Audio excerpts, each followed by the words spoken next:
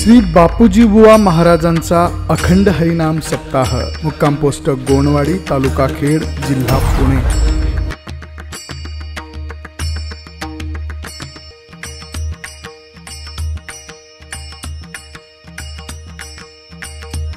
सोहळा आनंदाचा गजर विठुरायाचा अखंड हरिनाम सप्ताह, मुक्काम पोस्ट गोणवाडी, तालुका खेड, जिल्हा पुणे। आपले नम्र समस्त ग्रामस्थ मंडळी, भजनी मंडळ तसेच युवक मंडळ गोणवाडी। भक्ती प्रेम सुख निनवे अनिका, पंडित वाचका ज्ञानी असे। आत्मनिष्ठ जरी झाले जीवन मुक्त, तरी भक्ती सुख दुर्लभत्या। तुका मने कृपा करील नारायण, तरीच हे वर्म पडे ठाई। आत्मनिष्ठ जरी झाले जीवन मुक्त, तरी भक्ती सुख दुर्लभत्या। पांडुरंगा करू प्रथम नमन, पांडुरंगा करू प्रथम, पांडुरंगा करू प्रथम नमन, पांडुरंगा करू प्रथम नमन। दुसरे चरण संतांचे, दुसरे चरण संतांचे, दुसरे चरण संतांचे। ज्यांच्या कृपादाने कथेचा विस्तार, कृपादाने कथेचा विस्तार, ज्यांच्या कृपादाने कथेचा, ज्यांच्या कृपादाने कथेचा विस्तार। बाबाजी सद्गुरु दास तुका, बाबाजी सद्गुरु दास तुका, बाबाजी सद्गुरु दास तुका। योऽन्तः प्रविश्य मम वाचमिमां प्रसुप्तां, सञ्जीवयत्यखिल शक्तिधर स्वधाम्ना। अन्यांश्च हस्तचरण श्रवणत्वगादीन्, प्राणान् नमो भगवते पुरुषाय तुभ्यं। नमामि सद्गुरुं शान्तं सच्चिदानन्द विग्रहं, पूर्ण ब्रह्म परानंदम, ईशम आलंदी वल्लभम। मुक्त कैवल्य तेजोनिधी भगवान श्री ज्ञानोबराय, जगद्गुरु श्री संत तुकोबाराय आदी करून सर्व संतांच्या चरणी नतमस्तक होऊन मायबाप श्रोत्यांना अभिवादन करून या कीर्तन निरूपणासाठी गायला गेलेला अभंग जगद्गुरु तुकोबाराय यांचा असून या अभंगाद्वारे जगद्गुरु तुकोबाराय भक्तीचं दुर्लभत्व सांगतात। विठ्ठल विठ्ठल विठ्ठल विठ्ठल विठ्ठल।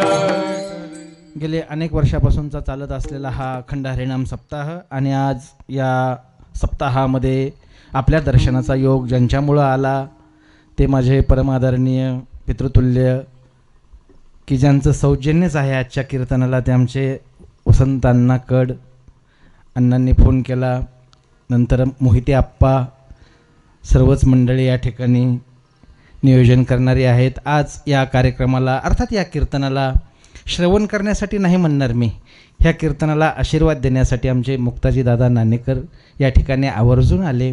खरं तर साधकांवरती नितांत प्रेम आमच्या दादांचं आहे आणि खूप साधकांना सांभाळतात। विशेष करून आज आमचे आदरणीय अमृत नाना शेवकरी, की जे माऊलींचे आणि सद्गुरुनाथाचे निष्ठावंत पाईक आहेत, महिन्याची पायीवारी ज्यांची अखंड चालू आहे, सर्वच ही मंडळी या ठिकाणी मोहिते परिवार, गोणवडीकर ग्रामस्थ मंडळी, भजनी मंडळी, विशेष करून आमचे माझे हृदयस्थ जीवलक गणेश महाराज या ठिकाणी आहेत, आमचे आदरणीय गायनाचार्य पठाडे महाराज, आमचे अंकुश महाराज, आप्पांचे चिरंजीव या ठिकाणी आहेत। सर्व मंडळी तुम्ही, आमचे विशेष करून ज्यांचं ऋषितुल्य व्यक्तिमत्व आहे, आमचे गणपत मिस्त्री अर्थात आदरणीय बाबा या ठिकाणी खूप पखवाज वाजवला, खूप सेवा केलेली आहे त्यांनी आणि पाहिल्याच्या नंतर बरं वाटलं। दौरी गुरुजींची परंपरा समर्थपणे चालवली ह्यांनी, हो हो, इतके मोठे मंडळी इथे आज या ठिकाणी। सर्वच तुम्ही देवरूप श्रोते, माता भगिनी, सर्वांच्या चरणी विनम्र भावाने अभिवादन करतो आणि सेवेला प्रारंभ करतो। विठ्ठल विठ्ठल विठ्ठल विठ्ठल विठ्ठल विठ्ठल विठ्ठल विठ्ठल विठ्ठल।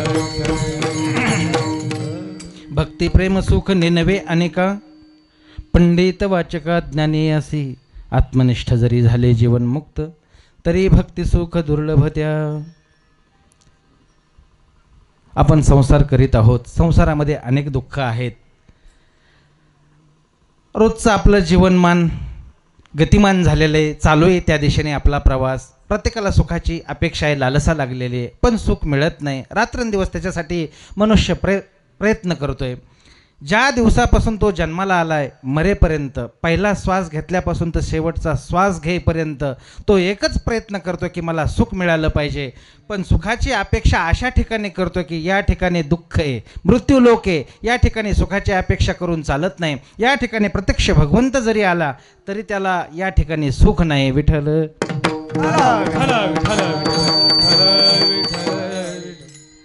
प्रभू रामचंद्राचं जीवन आपल्याला काय सांगतं? भगवान श्रीकृष्णाचं जीवन आपल्याला काय सांगतं? अरे हे मृत्यू लोकामध्ये आल्याच्या नंतर यांना दुःख भोगावं लागतं, देवालाही दुःख भोगावं लागतं. तर मग आपण सर्वसामान्य जीव आहोत आणि सर्वसामान्य जीव असून आपल्या आकांक्षा फार मोठ्या आहेत, फार मोठ्या आहेत. आपल्याला असं वाटतं की हे जग कवेत घ्यायला पाहिजे, करलो दुनिया मुठ्ठी मी, असं वाटतं की नाही? प्रत्येकाला वाटतं. प्रत्येकाला भोगाचा आवाका फार मोठा आहे. प्रत्येकाला असं वाटतं की हे माझं साम्राज्य, माझं अधिराज्य, प्रत्येक अस्तित्व माझं चराचरामध्ये असलं पाहिजे असं जीवाला वाटतं. पण जीव हा अल्पज्ञ आहे, सर्वसामान्य जीव आहे, हा परिच्छिन्न जीव आहे. याला व्यापकतेचा बोध नाही, त्याच्यामुळं त्याला तसं वाटतं. ज्या दिवशी व्यापकतेचा बोध होईल त्या दिवशी जीव मात्र असा अघोरी प्रयत्न करणार नाही. का करणार नाही? कारण त्याला त्याच्या मर्यादा माहीत आहेत. अरे आपण कुठपर्यंत प्रवास करू शकतोय, कुठपर्यंत जाऊ शकतोय असं जीवाला वाटायला पाहिजे आणि ते वाटत नाही. संतांनी सांगितलंय परिच्छिन्न अवस्थेतून व्यापकतेचा बोध झाला पाहिजे, व्यापकतेकडे हा जीव आला पाहिजे. मग ही शास्त्र निर्मिती, ग्रंथ निर्मिती कशासाठी आहे? सर्वसामान्य जीवाला उपदेश करण्यासाठी आहे. अरे दुःख, ह्या दुःखामध्ये हे दुःखालयम शाश्वत गीता बोलते. या ठिकाणी दुःख कसं आहे? शाश्वत दुःख आहे, शाश्वत दुःख आहे. या ठिकाणी सुखाचा विचार कुठेही नाही. रात्रंदिवस तळमळ करीत असलेला जीव तो धडपडतोय सुखासाठी, पण त्याचा सुखाचा प्रांत मात्र कोरडा आहे. विठ्ठल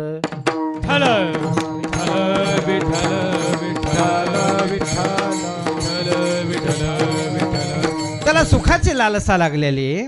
मृत्यू लोकातलं सुख त्याचं भोगून झालंय बऱ्यापैकी त्याला आता स्थिर झालाय. तो काही लोकांचं भोगून झालंय, काही लोकांचं भोगायचं राहिलंय, पण प्रयत्न तर मात्र तो चालू आहे की नाही? चालू आहे. मला श्रीमंत व्हायचंय, माझ्याकडं सर्व साम्राज्य असलं पाहिजे, मला मानणारे लोक असले पाहिजेत. कुठं ना कुठं त्याच्या सुप्त इच्छा अंतःकरणामध्ये जागृत असतात. मग तो प्रयत्न त्या दिशेने करतोय. समजा मृत्यू लोकात बऱ्यापैकी त्याला सुख मिळालं, बऱ्यापैकी लोक मानणारे झाले. मग आता तो काय करतो माहिती आहे का? आता इथलं तर सुख भोगून झालंय, पण त्या स्वर्गातल्या सुखाची त्याला लालसा लागलेली. स्वर्गात काय सुख आहे? स्वर्गातलं सुख, इंद्राचं सुख त्याला खुणवतं, इंद्राचं पद त्याला खुणवतंय आणि मग तो थांबायला तयार नाही. म्हणती संसारी जन्मीजे यज्ञाधिक कर्म कीजे आणि स्वर्ग सुख भोगीजे मनोहर. तो कर्म करतोय, यज्ञाधिक कर्म करतोय, पुण्य संपादन करतोय, पण एकच उद्दिष्ट आहे त्याचं की मला स्वर्गातलं सुख मिळालं पाहिजे. स्वर्गातलं सुख काही सामान्य नाही. जे अमरत्व हे सिंहासन, ऐरावतासारखे वाहन, राजधानी भुवन अमरावती, जेथ ओळगे देवपायिका, संग चिंतामणीच्या भूमिका, विनोद वनवाटिका सुरतरुंच्या, गंधर्वगात गाणी, रंभ्या ऐशा नाचणी. आपल्यासारखं तिथं नाही बरं स्वर्गामध्ये. सामान्य गायक नाहीत. गायक कसे येतं? गंधर्वासारखे गायक आहेत. आपण आपल्या गायकांचं, आपले वारकरी गायक आहेत, पण आपल्याला त्यांचं रुचत नाही. आपल्याला जरा आणखी वेगळं पाहिजे, नाही का? माझं बोलणं कळतंय आपल्याला? कळतंय. आणखी वेगळं पाहिजे, वेगळ्या सुखाची लालसा आहे. अरे गड्या जरा, आणि इथलं नाच गाणं नाही आवडत, संपलं आता. इथला भोग भोगून झालाय. आता त्या रंभा कशा असतील, अप्सरा कशा असतील, मेनका कशा असतील, मग ती लालसा लागलेली. तो प्रयत्न करतोय. ज्ञानोबाराय बोलतात ना, ज्ञानोबाराय बोलतात, अरे जिथं महासिद्धीचे भांडारे, अमृताचे कोठारे, जे गावी खिल्लारे कामधेनूची, असं ते स्वर्गातलं जीवन आहे. आणि मग स्वर्गामध्ये जायचंय, त्यातलं सुख उपभोगायचंय, मला स्वर्गातला अधिपती व्हायचंय. मग त्याच्यासाठी 100 यज्ञ करायचे, नाही का? ही पुण्याची साठवण कशासाठी करायची? त्याच्याचसाठी करायचे. तो प्रयत्न करतोय, पण हा प्रयत्न सफल होतोय का? नाही. तिथपर्यंतचा प्रवास त्याचा होतोय. पुण्यकर्म तो करतोय, तिथपर्यंत तो जातोय. 100 यज्ञाचं पुण्य केल्याच्या नंतर इंद्र होता येतं, तिथपर्यंत जाता येतं, तो सुख उपभोगायला लागतो. पण ते दीर्घकाळ चालतं का? जोपर्यंत पुण्याची पुरचुंडी आहे तोपर्यंत सुख. मग काय होतं? येऊ लागती माघारे मृत्यू लोका. मग पुण्याची पावटी सरे सवेची इंद्रपणाची उटी उतरे आणि येऊ लागती माघारे मृत्यू लोका. परत त्याचा प्रवास खाला राधावे पाणी मृत्यू लोकाच्या दिशेने होतो. मग हे सुख शाश्वत आहे का? नाही. आपल्याला अंतिम सुख काय आहे? अंतिम सुख हे संसारात नाही. संसार हे साधन आहे. कशाचं साधन आहे? ते भक्तीचं साधन आहे, ते ज्ञानाचं साधन आहे, ते दानाचं साधन आहे. आज काय अन्नदान चालतं नाही का, ज्ञानदान चालतं. हे आपण संसारिक आहोत. खरं तर संसार म्हणजे असं आहे की ती कसोटी आहे. आपला परमार्थ कुठपर्यंत आला नाही का, आपला राग शमन झाला की नाही, आपली भक्ती कुठपर्यंत आली, आपलं दया आपलं दातृत्व विकसित झालं का नाही, हे सर्व बघण्याचं ठिकाण म्हणजे संसार आहे. विठ्ठल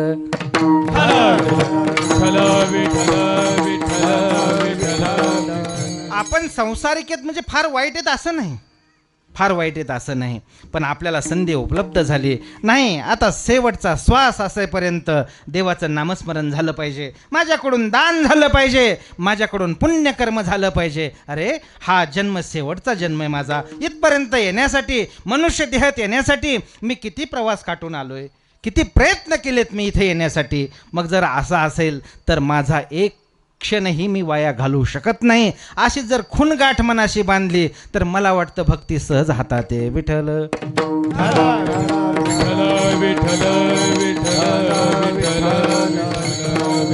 पण बऱ्याच वेळा असं होतं की साधन निवडण्यामध्ये आयुष्य निघून जातं. नाही कळत आपल्याला कशाने आपला उद्धार होईल, नाही कळत. खरं तर अंतःकरणामध्ये ती तळमळ लागायला पाहिजे. काही मी उद्धार पावेन, काही कृपा करील नारायण, ऐशे तुम्ही सांगा संतजन, करा समाधान चित्त माझे, काही खंड येईल कर्म, पारुषीतील धर्म अधर्म, कास याने कळेल वर्म, म्हणून श्रम वाटत असे. अरे इथपर्यंत मी आलो, पण अंतःकरणामध्ये ती तीव्र जिज्ञासा जागी व्हायला पाहिजे की देव मला भेटेल का.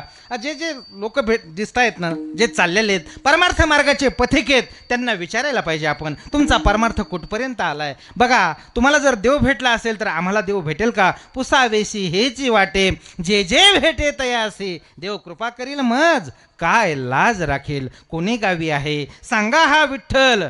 तुम्हाला जर कोणाला ठाऊक असेल तर सांगा बरं.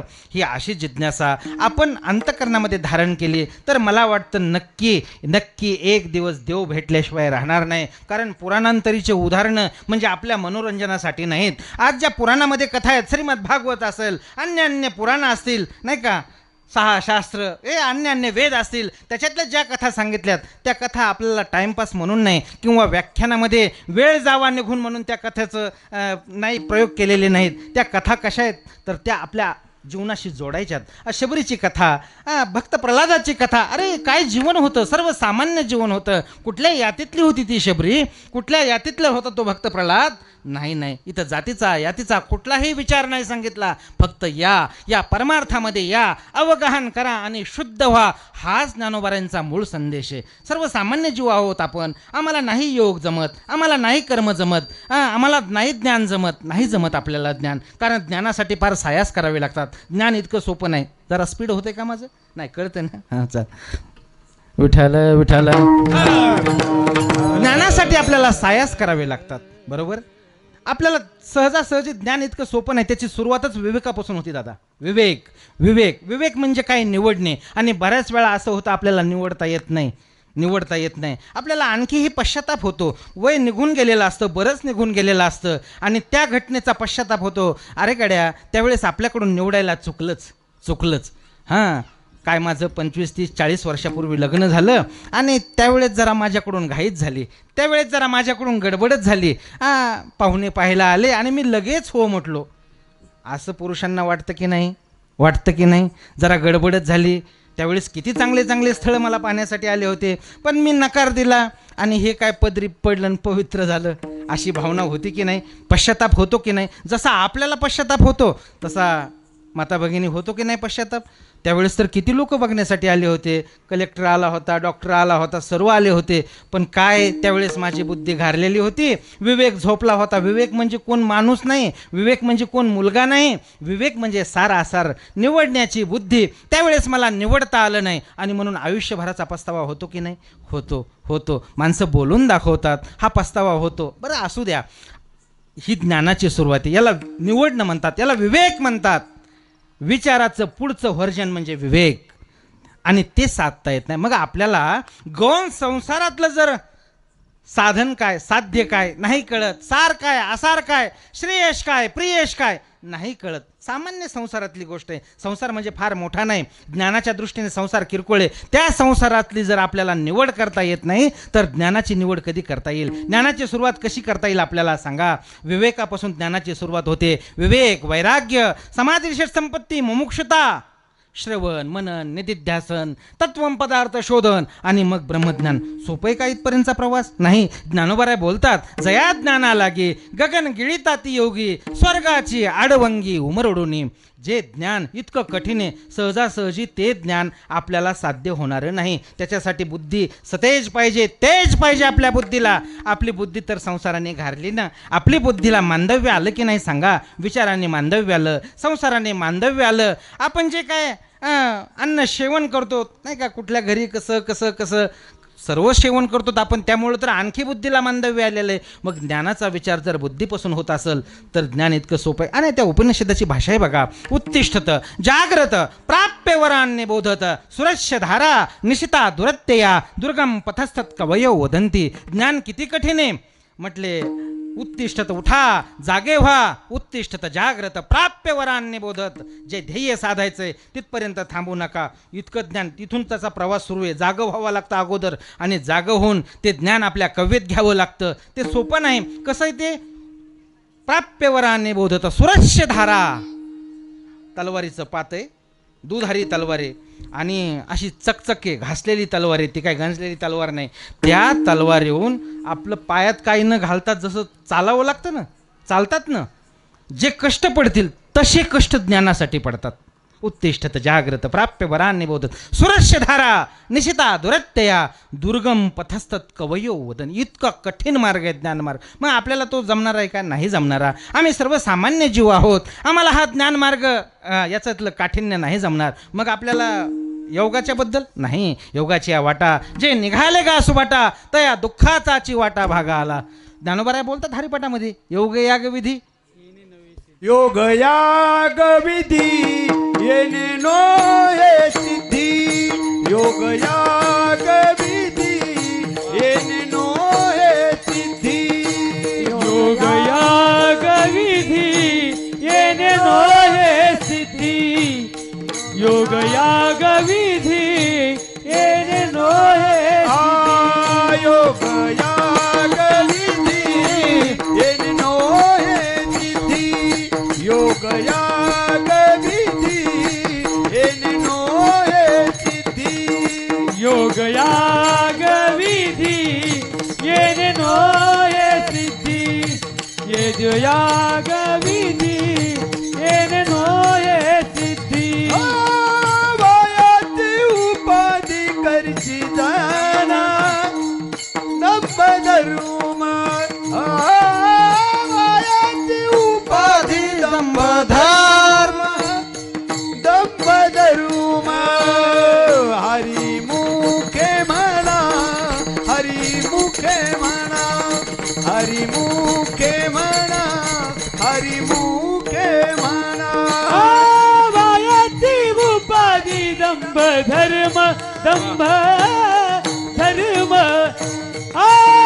वायाची उपाधी दंभ धर्म दंभ धर्म. हरी मुखे म्हणा, हरी मुखे म्हणा, हरी मुखे म्हणा, हरी मुखे म्हणा. योग याग विधी येणे नो हे सिद्धी. वायाची उपाधी दंभ धर्म. योगाचा मार्ग कठीणे कठीणे कठीणे.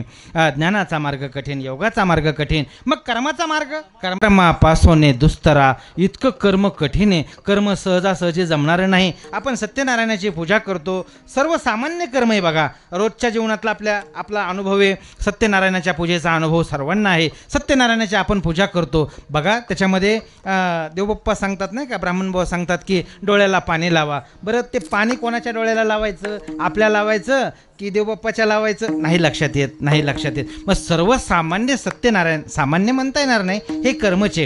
हां, त्या सत्यनारायणात देखील आपल्याला काय करायचं आणि काय करायचं नाही हे लक्षात येत नाही, तर बाकीचं किती कठीण आहे कर्मातलं, सूक्ष्मपणा किती कठीण आहे. म्हणून आपल्याला हे सहज शक्य नाही. आणि आणखी एक गोष्ट सांगतो, त्या तुलनेमध्ये भक्ती सोपी आहे. पण भक्ती ज्यावेळेस आपण करू ना, भक्ती करू, जर यांच्या सापेक्ष जर भक्ती बघितली तर भक्ती कठीण आहे. भक्ती तो कठीण सुळावरील पोळी, इतकी सोपी भक्ती नाही. भक्तीला बाकीच्यासाठी बघा, कधी बुद्धीचं समर्पण पाहिजे, कधी शरीराचं समर्पण. ज्ञान जर पाहिजे असेल तर बुद्धी पाहिजे की नाही? बुद्धी पाहिजे. जर आपल्याला कर्म करायचं असेल तर त्याची सूक्ष्मता जाणता आली पाहिजे.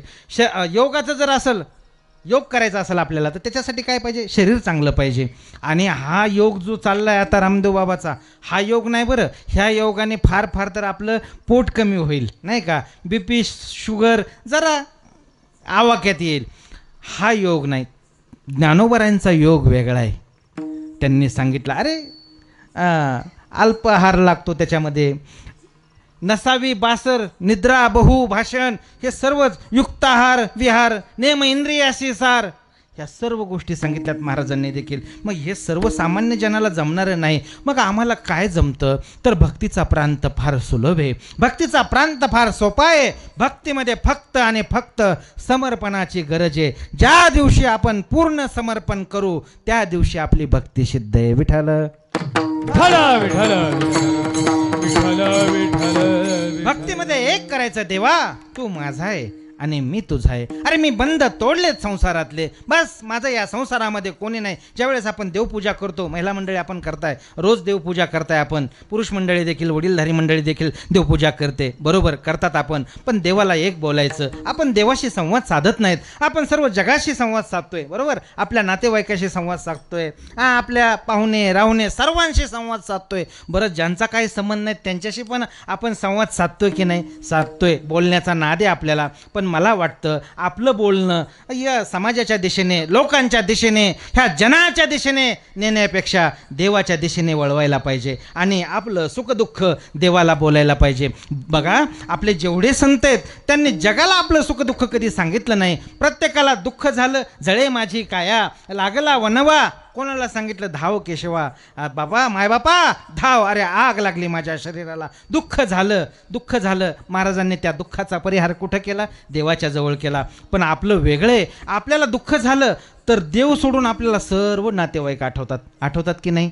आठवतात. हा माझा जवळचा, तो माझा जवळचा, हा माझा मोठा पाहुणा, तो माझा मोठा. अरे तोच जर दुःखाने पीडित असेल, तोच जर दुःखाने अकंठ बुडालेला असेल, तर तो आपल्याला दुःखातून बाहेर काढेल का? नाही. म्हणून संतांनी आपल्या संवाद साधला देवाशी. आणि मला वाटतं आपल्याला आता ती वेळ आली की आपण देवाशी संवाद साधायचा. जगाशी संवाद नको, जगाचं दुःख नको, देवाशी बोलायचं, रोज देवाशी बोलायचं. देवा तू माझा आहे, तुधी येता मधी येता, तू माझा आहेस आणि मी तुझा आहे. ही धारणा जोपर्यंत आपण दृढ करीत नाहीत तोपर्यंत आपल्या परमार्थाला सुरुवात नाही. विठ्ठल विठ्ठल विठ्ठल विठ्ठल विठ्ठल. आणि देवाला देखील हेच आवडतं बघा, हेच आवडतं. ज्या वेळेस वृंदावनातला प्रसंग आहे, गोपिकांनी विचारलं, देवा तुला काय आवडतं रे, तुला कोण आवडतं? त्यावेळेस देवाने सांगितलं, गोपिकांनो सांगू सांगू, तुम्हाला राग येणार नाही? नाही येणार देवा, बोल. त्याच्यासाठी तर आम्ही प्रश्न विचारलाय की तुला कोण आवडतंय.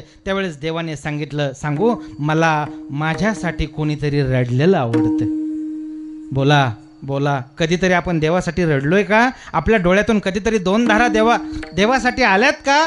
देवाचं चरित्र आठवलं कधीतरी आपल्या डोळ्यातून आसू टिपकले का? नाही नाही, असं घडत नाही. संसारासाठी रडणारे, आणि देव बोलतोय, अरे संसारासाठी रडणारे लोक आहेत, रोज माझ्या दर्शनाला येतात आणि त्यांचं रडगाणं ते सांगतात.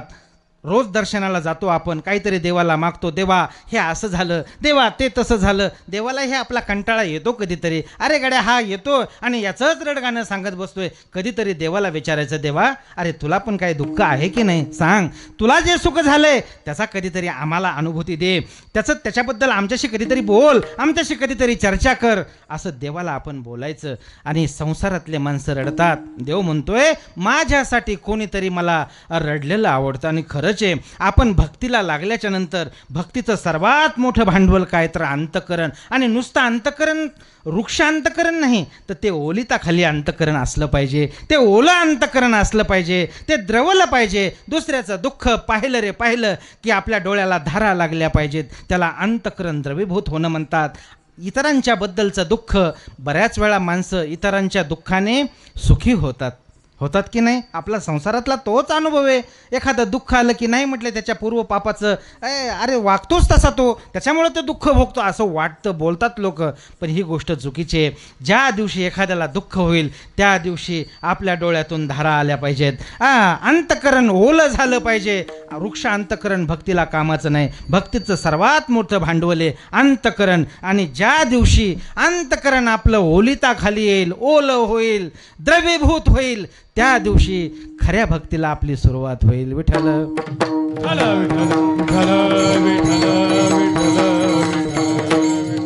हातात माळ घेतली रे घेतली की डोळ्यामध्ये धारा लागल्या पाहिजेत. कंठी प्रेम दाटे, नैनी नीर लोटे, हृदयी प्रगटे रामरूप, अशी अवस्था झाली पाहिजे. मला वाटतं राष्ट्रसंत मोरारी बापूंचं वाक्य यांना ते बोलतात, हरिनाम की माला जपते जपते बेवजह आंखों में आंसू आए तो समज लेना संदेश पहुंच गया. संदेश तिथपर्यंत जाण्यासाठी आपल्या डोळ्यामध्ये धारा लागल्या पाहिजेत. आणखी एक पुढचं गोष्ट सांगतो. भक्तीचं वर्म बरं का, प्रारंभीची भक्ती असते, देवाचं नाव घेतलं की आपल्या डोळ्यात धारा लागल्या पाहिजेत, आसू दाटले पाहिजे. आसुवे दाटती उभारोनी बाहे. आपलं अंतःकरण गदगदित झालं पाहिजे. देवा, अरे काय किती दिवस झाले, माझे व्यर्थ दिवस गेले, क्षण माझे व्यर्थ गेले, तुम्हाला कधी भेटतो, अशी सततची अंतःकरणातली भावना असल्याच्या नंतर डोळ्यामध्ये पाणी येतं. ज्या दिवशी आपण भक्तीला लागू, देवाचं नाव घेऊ, त्या दिवशी आपल्या डोळ्यात पाणी आलं पाहिजे. याला भक्तीची पहिली अवस्था म्हणतात. आणि भक्तीची शेवटची अवस्था, भक्तीचा शेवटचा टप्पा, ज्या दिवशी आपण देवाचं नाव घेऊ, आपल्या डोळ्यात पाणी नाही, देवाच्या डोळ्याला धारा लागल्या पाहिजेत. हा भक्तीचा शेवट आहे. आणि ही भक्ती घडली पाहिजे. अरे कधीतरी त्या देवाच्या डोळ्यामध्ये पाणी आलं पाहिजे. नाही गड्या, माझा भक्त फार अंतःकरणपूर्वक माझी भक्ती करतोय, सेवा करतोय, नामस्मरण करतोय, हे वाटलं पाहिजे. आणि देवाला एक अपेक्षा आहे की माझ्या भक्ताने माझ्याकडं यावं. मला ममै वंशो जीव लोके, तो माझाच अंश आहे, त्यांनी माझ्यापर्यंत यावं, देवाला वाटते. आणि भक्तीतला आणखी एक वर्म सांगू का, भक्तीमध्ये जसं अंतःकरणाची गरज असते तशी अनन्यतेची गरज असते. विठ्ठल भक्तीचे आचार्य नारद महर्षी बोलतायत, अन्य आश्रयानाम त्यागो अनन्यता. अन्य आश्रयाचा त्याग करा. कशाचा त्याग करा? जडाचा त्याग करा, जीवाचा त्याग करा, अन्य देवतांचा त्याग करा, कर्म अकर्माचा त्याग करा, आणि तुम्ही फक्त मला शरण या. देवाची अपेक्षा आहे. आपल्याला असंच वाटतं की नाही, आपल्या मुलांनी आपल्याकडेच यावं, आपल्या मुलांनी आपल्यावरतीच प्रेम करावं, असं आपल्याला वाटतं. तसं देवाची काय अपेक्षा गैर नाही, कारण आपण त्याचे अंश नाही का. जर आपण त्याचे अंश आहेत तर मग देवाला असं वाटतं की यांनी मागं फिरायला पाहिजे. पण बऱ्याच वेळा जीव हा मायेने घारलेला असतो. एकदा का मायेचा वारा लागला की तो पाठीमागं बघायला तयार नसतो. बस प्रेम प्रवाहित असतं. संसाराचा नेम प्रेम हे पुढं असतं, मागं कधीच फिरत नाही. मागं आपल्या मुलांनी आपल्यावरती प्रेम करावं ही अपेक्षा कधी धरूच नका. कारण या मृत्यूलोकातला एक नेमे, आपण जर आपल्या मुलावर प्रेम करीत असो तर त्याचं प्रेम आपल्यावर कधीच नसतं, त्याचं प्रेम त्याच्या मुलावर असतं. बरोबर? हा आपल्या रोजच्या जीवनाचा अनुभव आहे. मग देवाच्या बद्दल तसंच आहे. फक्त एकदा का देवाला अपेक्षा, जशी आपल्याला अपेक्षा आहे की नाही, आपल्या मुलांनी प्रेम करावं, आपल्या मुलांनी माझ्याशी गोड बोलावं, संवाद करावा, वाटतं की नाही? वाटतं. प्रत्येकाला वाटतं. आपण जर संसारिक आहोत तर मग आपल्याकडे ही धारणा नक्कीच आहे. तसं देवाला देखील वाटतं की अरे गड्या, यांनी माझ्याकडे यावं, शरण यावं मला, इतरांचा त्यांनी त्याग करावा. ज्ञानेश्वरीची तीच भाषा आहे. गीता देखील तेच बोलते, सर्वधर्मान परित्यज्य मामेकम शरणं व्रज अहंत्वा सर्व पापेभ्यो मोक्षयिष्यामि मा शुच. सर्व धर्माचा त्याग करा आणि तुम्ही मला शरण या. मला शरण आल्याच्या नंतर मी काय करतो? अहो, तुमचं जन्ममरण आहे ना, मी सुखकर करतो. जो मज होय अनन्य शरण, त्याचे मी निवारी जन्म मरण, या लागे शरणागता शरण्य मीच एको. आपण जर देवाची निष्ठेने सेवा करू, निष्ठेने भक्ती करू, तर आपल्या शेवटचा अंतकाळाची जबाबदारी देवाकडे असते. ध्येय वैकल्याचा वारा झनी लागेल या सुकुमारा आत्मबोधाचा पांजेरा सोयता येते. माझ्या भक्ताला मी आत्मबोधाच्या पेटीमध्ये घालून ठेवतोय, त्याला दुःखाचा वारा देखील लागू देत नाही. ते ऋणवय पण देखून अंगी. त्याने जर माझी सेवा केलेली असेल ना, सेवा केलेली असेल तर त्याच्या ऋणातून उत्तीर्ण होण्यासाठी त्याच्या अंतकाळ समयी मी त्याची सेवा करतो. ते ऋणवय पण देखून अंगी आपुल्याच उत्तीर्णत्वा लागी भक्ताच्या तनु त्यागी परिचर्या करी मी त्याची सेवा करतो. बघा, देवाने जर एवढं उचललेलं असेल आपल्याबद्दल तर मग आपण एकनिष्ठतेने देवाची भक्ती करायला काय अडचणी. विठ्ठल विठ्ठल विठ्ठल विठ्ठल विठ्ठल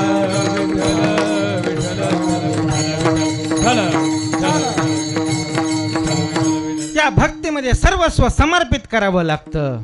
सर्वस्व समर्पित करावं. काय समर्पित करावं लागतं? अहो, इथं मोक्ष हाताशी आलेला असेल ना, तो सुद्धा टाकून द्यावा लागतो आणि भक्ती करावी लागते. त्यालाच तर मला वाटतं शास्त्रीय भाषेमध्ये ज्ञानोत्तर प्रेमलक्षणा भक्ती म्हणतात. ज्ञानानंतरची भक्ती फार मोठी आहे. वारकरी संप्रदायात फार मोठी उपलब्धी करून दिली. तुम्ही ज्ञान कमवा, ज्ञान गिळून गावा गोविंद उगा. अगोदर ज्ञानाचं परिमार्जन झालं, ज्ञान संपादन केलं पाहिजे आणि मग भक्तीची सुरुवात होते. मला वाटतं तिलाच तर डोळस भक्ती म्हणतात. डोळस भक्ती बऱ्याच वेळा असं होतं, ज्ञान जर नसेल आणि तशीच जर आपण भक्ती करीत असू तर तिला डोळस भक्ती म्हटल्या जात नाही. मग त्या भक्तीत समर्पण कशाचं करावं लागतं? समर्पण 4 गोष्टीचं करावं लागतं. नाथ महाराजांची ओवी बघा. 4 मुक्ती उपेक्षिती पंचम पुरुषार्थाची प्राप्ती मज पडियंते उद्धवा. 4 पुरुषार्थाते त्यागिती 4 मुक्ती उपेक्षिती. 4 पुरुषार्थाचा त्याग करावा लागतो. आणि मला वाटतं हेच उदाहरण सांगण्यासाठी आपल्या इतरत्र उदाहरण कुठं मिळणार नाही. याच्यासाठी आपल्याला वृंदावनात जावे लागेल. विठ्ठल ज्या ज्या वेळेस भक्तीचा विषय येतो त्या वेळेस मात्र वृंदावन आठवतं. त्याचं एकच कारण आहे, नारद महर्षी भक्तींचे आचार्य आहेत. पण नारद महर्षीनं सांगितलं यथा व्रज गोपिकानां. भक्त कुठला श्रेष्ठ आहे? तो वृंदावनातला. कोणाची भक्ती श्रेष्ठ आहे? ती वृंदावनातली. त्या गोपिकांचं जीवन 4 पुरुषार्थाते त्यागिती.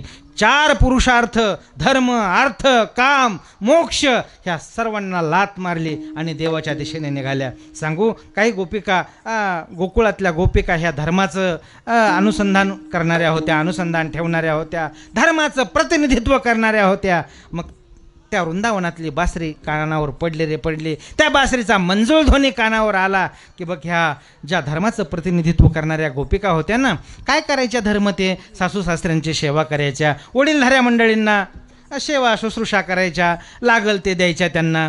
बस सेवा चाललेली होती. याला धर्माचं काम म्हणतात. पण देवाची अर्थात त्या कान्हाची मुरली ऐकल्याच्या नंतर ती सेवा त्याच ठिकाणी सोडून द्यायच्या आणि वृंदावनाच्या दिशेने धाव घ्यायच्या. कशाचा त्याग केला त्यांनी? धर्माचा त्याग केला. धर्म अर्थ. आता दुसऱ्या दिवशी बाजाराला जायची तयारी आहे, नाही का? आपण बाजाराच्या गावच्या जवळचेच आहेत. किती तयारी करावी लागते बाजाराची आपल्याला माहिती आहे, नाही का? बाजाराला जायचं. मग ते मडके धुवून पुसून व्यवस्थित, लोणी एका मडक्यामध्ये, तूप एका मडक्यामध्ये, दूध, हे सर्व तयारी चालू असताना, कारण उद्या बाजार आहे, हे जर विकलं तर आपल्याला पैसा मिळणार आहे, आपला उदरनिर्वाह याच्यावरती चालणार आहे. अर्थ. पण एकदा का त्या मुरलीचा ध्वनी ऐकला की कशामध्ये मन लागायला तयार नाही. बस तसेच ते मडके सोडायचे आणि वृंदावनाच्या दिशेने धाव घ्यायची. बोला, कशाचा त्याग केला त्यांनी? अर्थाचा त्याग केला. धर्म अर्थ आणि आता काम. काही गवळणी तरुण आहेत, आपल्या पतीची सेवा करण्यासाठी ते दंग आहेत. करायची सेवा, अंथरुणावरती पोहोडलेले आहेत, सेवा चालू आहे. आणि ध्वनी ऐकला तो बासरीचा मंजूळ ध्वनी ऐकला की वृंदावनाच्या दिशेने निघायच्या. बोला, कशाचा त्याग केला? कामाचा त्याग केला. धर्म अर्थ काम आणि मोक्ष.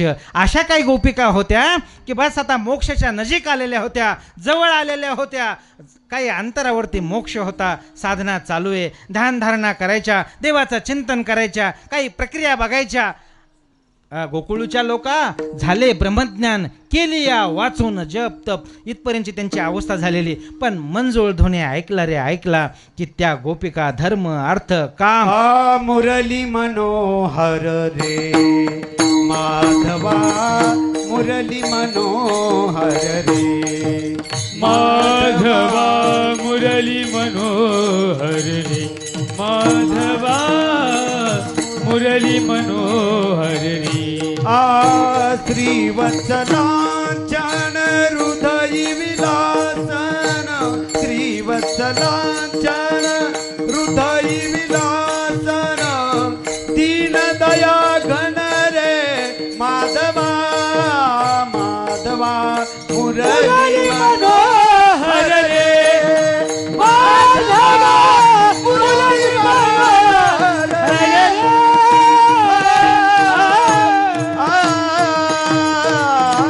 मुरली मनोहर रे मन हरण करणारी ती मुरली. बस त्या मुरलीचा मंजूळ ध्वनी ऐकला रे ऐकला की कामामध्ये लक्ष नाही. बस सर्व काम तसंच राहायचं. धर्म अर्थ काम मोक्ष सर्वांचा त्याग. नाथ महाराज म्हणतात ना, चौपुरुषार्थाते त्यागिती चारही मुक्ती उपेक्षिती पंचम पुरुषार्थाचे प्राप्ती मज पडियंती उद्धवा. याच्या नंतरची जी भक्ती आहे पाचवी भक्ती, बस त्याची आम्हाला लालसा लागलेली, त्याची लालसा लागलेली. मग त्या भक्तीमध्ये कधीतरी देव झिडकारतो, कधीतरी देव बरं बघत नाही, कधीतरी संकट पाठवून देतो. पण भक्ती सोडायची का? नाही सोडायची. तुझे नाममुखी तयासी विपत्ती. अरे देवाचं नाव घ्यायला सुरुवात केली की तो विपत्ती पाठवतो, तो संकट पाठवतो. पण आपण संकटाला डगमगणारे नाहीत, आपण संकटाच्या समोर हार मानणारे नाहीत. अरे किती हिमालय एवढाले संकट येऊ दे, आम्ही संतांच्या विचाराने ते संकट पार करण्याची ताकद, त्या संकटावरती विजय मिळवण्याची ताकद ज्ञानोबारांच्या आणि तुकोबारांच्या विचारामध्ये. बघा, कोणाच्या जीवनामध्ये दुःख नाही, प्रत्येकाच्या जीवनामध्ये दुःख आहे. पण आज माणसं ते दुःख गिळून चालतात. त्याचं एक कारण आहे ज्ञानोबा तुकोबारांचे प्रगल्भ विचार. विठ्ठल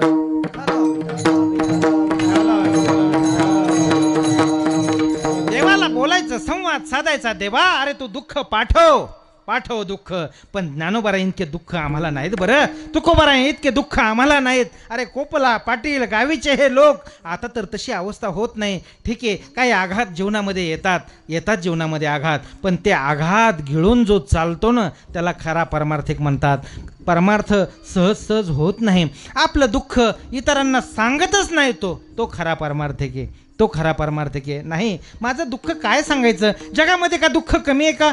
किती दुःख आहे जगामध्ये. हे जगच दुःखाने भरलेले आणि मी माझ्या दुःखाचं भांडवल जो देखे सो दुखिया बाबा, जो देखे सो दुखिया बाबा, सुखिया कोई नहीं रे, सुखिया कोई नहीं रे, राजा दुखिया प्रजा दुखिया, दुखिया जन बैरागी, तो देखे सो दुखिया बाबा, तो देखे सो दुखिया बाबा. जो देखे सो दुखिया बाबा, सुखिया कोई नाही. आणि का सुखाची आपण अपेक्षा करायची? आपण ह्या मृत्यू लोकात आहेत, सुखाची अपेक्षा करणं गैर आहे. बस दुःख आलंय ते पचवलंय त्याला दोन हात करण्याची ताकद संत विचारामध्ये. बघा, ज्ञानोबारांना इतकं दुःख झालं, कधी त्यांनी त्याचा उल्लेख केला का? ज्ञानेश्वरी लिहिणं त्यांच्या हातात होतं, 9033 वयात. पण कधीतरी ज्ञानोबारांनी असं बोललं का की मला त्रास झाला, मला त्रास दिला, मी उपाशी झोपलो, असं कधी झालं का? कधीच नाही बरं का.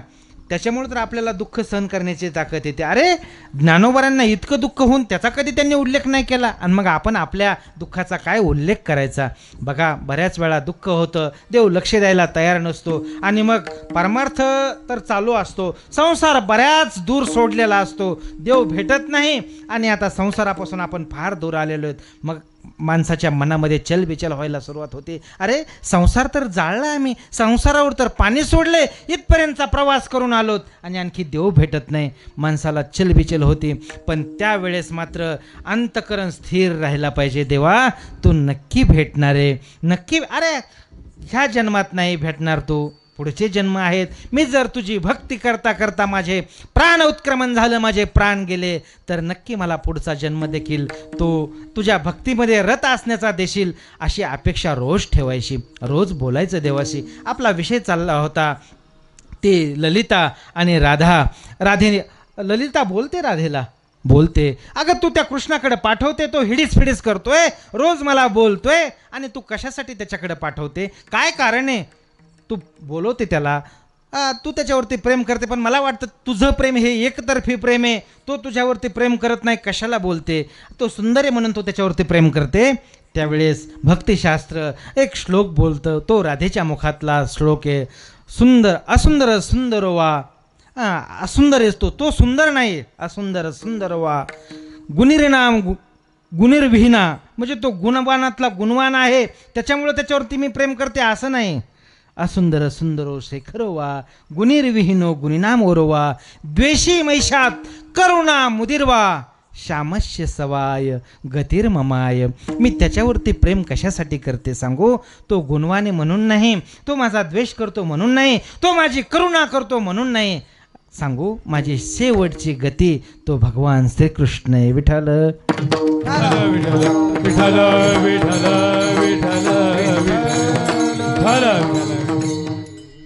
इतका सहज प्रांत नाही बरं, त्याच्यासाठी समर्पण करावं लागतं. समर्पण आणि भक्ती समर्पण केल्याच्या नंतरच कळते. भक्ती समर्पणाविना कळत नाही. आपण जर भक्तीला लागू आणि आपलं कुठलंही समर्पण नसल तर भक्ती कळत नाही. त्याच्यासाठी समर्पण महत्त्वाचं आहे. मग समर्पण आपलं आहे, आपलं समर्पण आहे. ज्ञानोबराय बोलतात, तुकोबारायने तेच सांगितलं, भक्तीचं दुर्लभत्व सांगितलंय. दुर्लभत्व कसं सांगितलंय की त्या बाकीच्या लोकांच्या तुलनेत, अरे पंडित आहेत, वाचक आहेत, ज्ञानी आहेत, ह्या लोकांना भक्ती कळत नाही. याचं कारण त्यांचं समर्पण कमी पडतं. मग समर्पण कोणाचं आहे? त्या वृंदावनातल्या लोकांचं आहे. समर्पण कोणाचं आहे? अरे जे देवाला अनन्य शरण झालेत त्यांचं समर्पण आहे. बस ही भक्ती सर्वसामान्याला तर सोडून द्या, जो समर्पण करतो त्याला कळते. आणि फार उच्च कोटीतले लोक आहेत, पंडित वाचक, यांना सुद्धा ती भक्ती कळत नाही. अभंगाचं पहिलं चरण. भक्ती प्रेम सुख निनवे अनिका, भक्ती प्रेम सुख निनवे अनिका, भक्ती प्रेम सुख निनवे अनिका, भक्ती प्रेम सुख निनवे भक्ती प्रेम सुख निनवे अनिका, भक्ती प्रेम सुख निनवे अनिका, भक्ती प्रेम सुख निनवे अनिका, भक्ती प्रेम सुख निनवे अनिका. पंडित वाचक ज्ञानी यासी, पंडित वाचक ज्ञानी यासी, ज्ञानी यासी, आत्मनिष्ठ जरी झाले जीवन मुक्त, आत्मनिष्ठ जरी झाले जीवन मुक्त.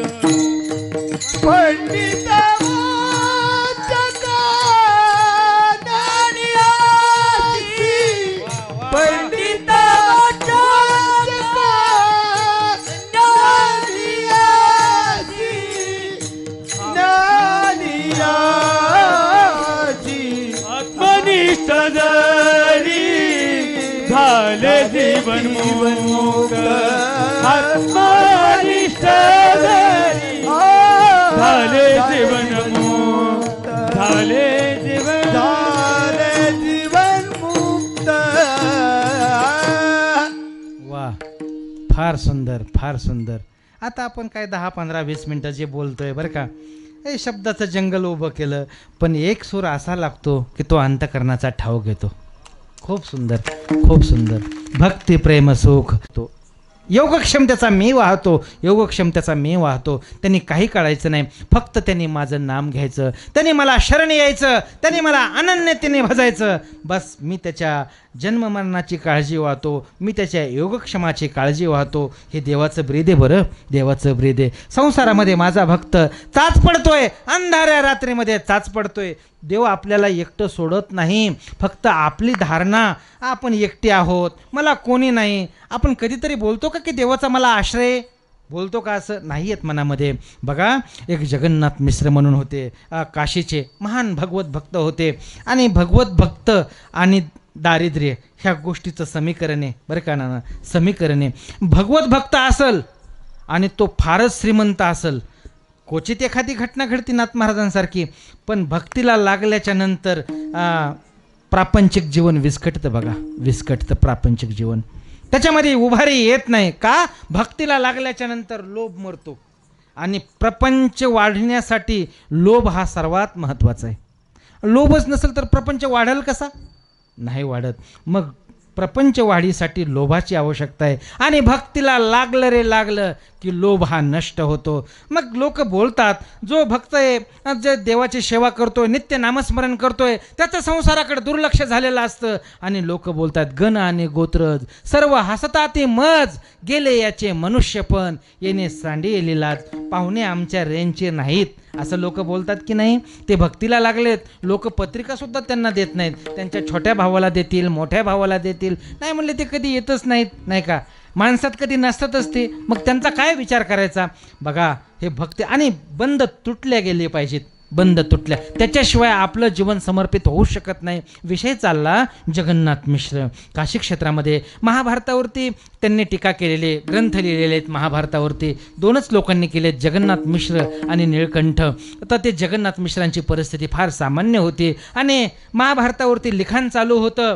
महाभारतावरती लिखाण सुरू असताना भीष्म पर्व आलं आणि भीष्म पर्वामध्ये गीता आली. गीतेचं लिखाण सुरू झालं. पहिला अध्याय, दुसरा अध्याय, तिसरा, चौथा, पाचवा, सहावा, सातवा, आठवा आणि 9व्या अध्यायाला सुरुवात झाली. तो श्लोक आला, अनन्याश्चिंतयन्तो माम ये जना परिउपासते तेषां नित्याभियुक्तानां योगक्षेम वहाम्यहम्. हा श्लोक आला आणि जगन्नाथ मिश्रांच्या डोळ्याला धारा लागल्या.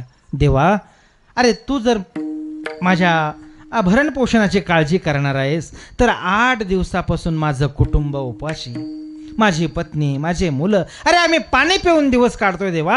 8 दिवस झाले आणि तुझी तर भाषा आहे योगक्षेम वहाम्यम. कसं उलटं बोलतोय देवा. तू तुझ्या शब्दाला जागत नाहीस, तू तुझा शब्द फिरवतोय. अरे तुझी अनन्यतेने आम्ही भक्ती करणार आहे आणि मात्र तू आमची दखल घेत नाहीस. 8 दिवसापासून असू दे, मी परमार्थ करतोय, कदाचित माझं चुकलं असेल, काय असेल तर असेल, माझा दोष असेल, असू दे देवा. ती शिक्षा तू मला करायला पाहिजे होती, पण माझ्या कुटुंबियाला ती शिक्षा नको होती. देवाशी संवाद चालू आहे. ढसा रडतायत, डोळ्यातून अश्रू येत आहेत जगन्नाथ मिश्रांच्या. आणि सांगितलं, देवा, अरे हा तू जो श्लोक लिहिलाय ना, हा श्लोक तुझ्या मुखातून शोभा देत नाही, म्हणून लेखणी घेतली आणि तो श्लोक खोडून टाकला. इतकं अस्वस्थ झालं. देवावर श्रद्धा ठेवणारे ते काय नास्तिक नाहीत श्लोक खोडायला. पण देवा, जरा झालं, आगतिकता झाली, माझ्या भावना अनावर झाल्या देवा. अरे माझी प्रापंचिक स्थिती फार दुर्लभ आहे देवा, फार दुर्बळ झालेली आहे देवा. अरे मला अन्न खायला नाही, 8 दिवसापासून मी उपवासी आहे.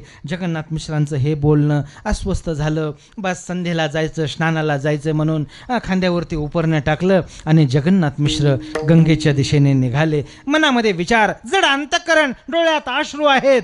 अरे देवा, मी आज केलं ते चुकीचं केलं, तुझ्या शब्दाला मी बाध आणला, माझ्याकडून चुकी झाली. एक मन असं म्हणायचं आणि परत 8-10 पावलं पुढं गेल्याच्या नंतर सांगायचं, देवा मी बरोबर केलं. अरे तू योगक्षेमाची चिंता वाहणार आहे आणि मी जर 8 दिवसापासून उपवास आहे तर हे बरं नाही. असं विचाराचं द्वंद्व, विचाराचं आंदोलन सुरू झालं आणि जगन्नाथ मिश्र स्नान करण्यासाठी गेले. गंगेमध्ये स्नान, डुबकी मारली, सूर्याला अर्घ्य दिलं. डोळ्यामध्ये अश्रू आहेत. आज नुसत्या गंगेचंच अर्घ्य नाही तर आज अश्रूंचं देखील अर्घ्य सूर्याला दिलं. आणि जगन्नाथ मिश्र जड अंतकरणाने घराच्या दिशेने निघाले. इकडे एक विलक्षण घटना घडली. बस दार लावलेलं होतं. जगन्नाथ मिश्रांची पत्नी काय कामधंदा करीत असेल घरामध्ये. एक बाहेरून छोटासा मुलगा आला, 8-10 वर्षाचा मुलगा आला. त्याने दार थोटावलं आणि आत कोणी आहे का म्हणून असा आवाज दिला. जगन्नाथ मिश्रांच्या पत्नी बाहेर आल्या आणि असा विलक्षण फार सुंदर पाहिली या वेद लावी असा इतका सुंदर देखना मुलगा, राजस कुमार, मदनाचा पुतळा, रवी शशिकाळा, इतकं सुंदर ज्याचं स्वरूप पाहिल्याबरोबर वेद लागला आणि सांगितलं, बाळा तू कोण, कशासाठी आलास? म्हटले आलोय मी आलोय ह्या शिदा घेऊन आलोय मी तुमच्यासाठी. बाळा शिदा कोणी दिला? शिदा अरे माझ्या मालकाने शिदा दिला. तुम्ही 8 दिवसापासून उपवासी आहात ना, म्हणून माझ्या मालकाने शिदा दिला. असं म्हटल्याच्या नंतर घळाघळा अश्रू वाहू लागले. अरे बाबा किती देव करुणामय, किती तो करुणा करणार आहे. अरे त्यांनी आज आमची लाज, आमची बूज, आमची भूक राखली त्यांनी.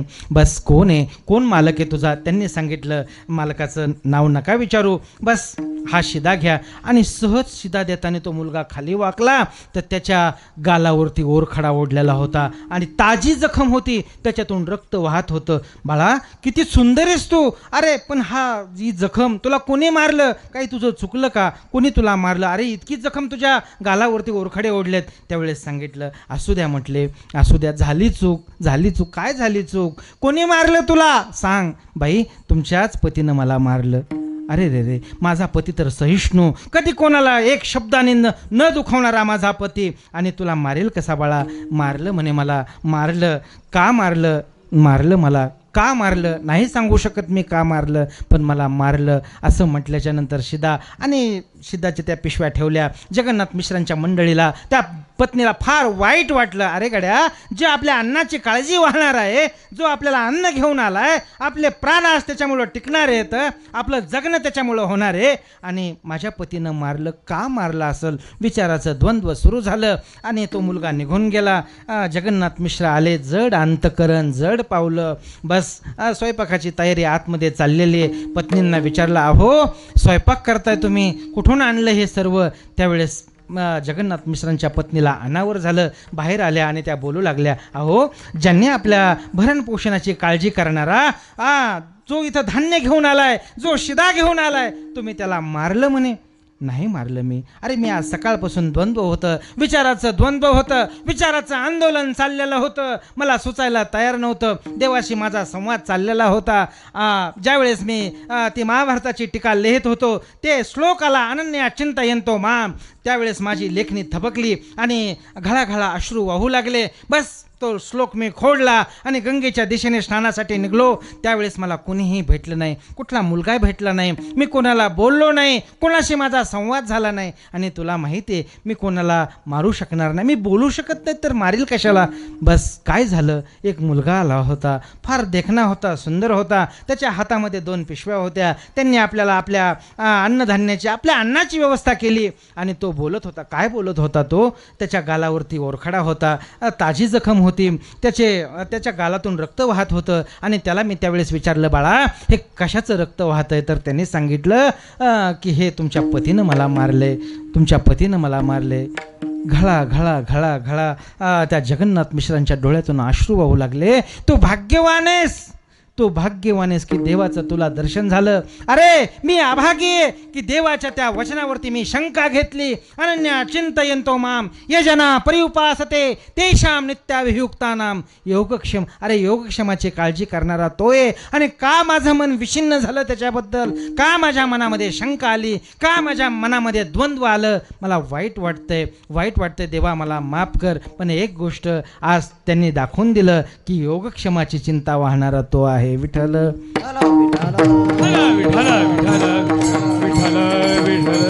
ज्या दिवशी आपण पूर्णपणे भक्तीमध्ये समर्पण करू त्या दिवशी तो काळजी वाहतो. त्याच्यासाठी अंतकरणाची गरज आहे, त्याच्यासाठी पूर्ण समर्पणाची गरज आहे. भक्ती प्रेम सुख नेनवे अनेका पंडित वाचका ज्ञानी अशी. आणखी ते कोणाला कळत नाही. अहो आत्मनिष्ठ जीवनमुक्ताला सुद्धा कळत नाही. ते आत्मनिष्ठ जरी बोला, आत्मनिष्ठ जरी झाले जीवंत, आत्मनिष्ठ जरी झाले जीवनमुक्त, आत्मनिष्ठ जरी झाले जीवनमुक्त, आत्मनिष्ठ जरी झाले जीवनमुक्त, आत्मनिष्ठ पाकवायचे आत्मनिष्ठ जरी झाले जीवन मुक्त आत्मनिष्ठ जरी झाले जीवन मुक्त आत्मनिष्ठ जरी झाले जीवन मुक्त तरी भक्ती सुख दुर्लभ तरी भक्ती सुख दुर्लभता निष्ठ जरी झाले जीवन मुक्त आत्मनिष्ठ जरी झाले जीवन मुक्त मुक्त जीवन मुक्त जय जय विठोबार कुमाई जय जय विठोबार जय जय विठोबार कुमाई ठोबार विठोबार कुमार ठोबार कुमार विठोबार कुमाई ठोबार कुमार ठोबार कुमार ठोबार कुमाई ठोबार कुमाई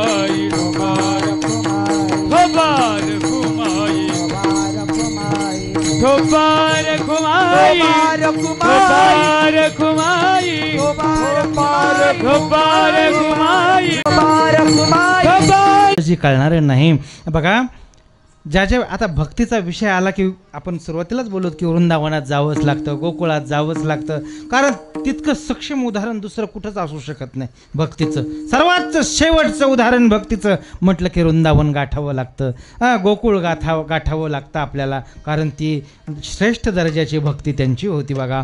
त्यांची भक्ती ते दुर्वास महर्षी आणि नारदांची भेट झाली. नारदांना विचारलं, नारदा कुठून आलात तुम्ही? म्हटले मी आत्ताच वृंदावनातून आलो.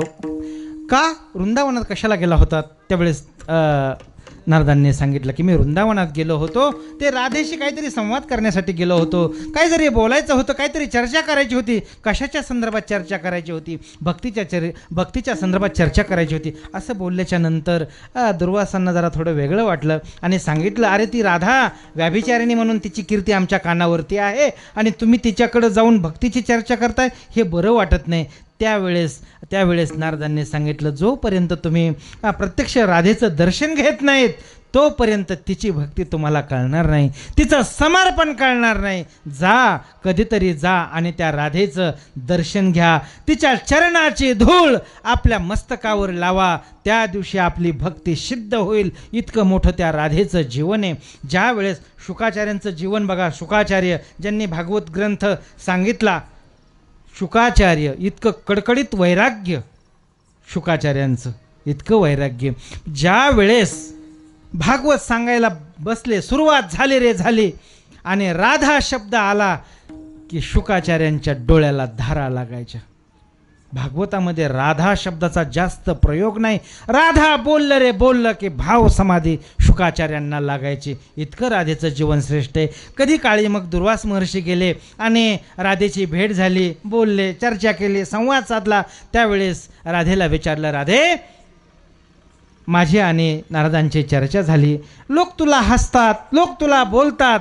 त्यावेळेस ती राधा बोलते, तुका मने हाशे जन नाही कान तये ठाई. लोक हसतात, लोक हसण्याचं लोकांचं काम आहे, लोक हसतील, पण माझं लक्ष त्याच्याकडे नाही. आणि भक्तीला लागलं की लोक हसतात, त्यांना हेच काम आहे, त्यांना दुसरं काही काम नाही, बस भक्तीला देवाला सोडलेत असं बोलतात. पण बोलू द्या, लोकांचं काम आहे बोलणं. आपण आपला मार्ग सोडायचा नाही, आपल्या पथावून थोडंसुद्धा आपण ढळायचं नाही. बस देवा तू माझा आहे आणि मी तुझा आहे, ही भावना दृढ करायची. विठ्ठल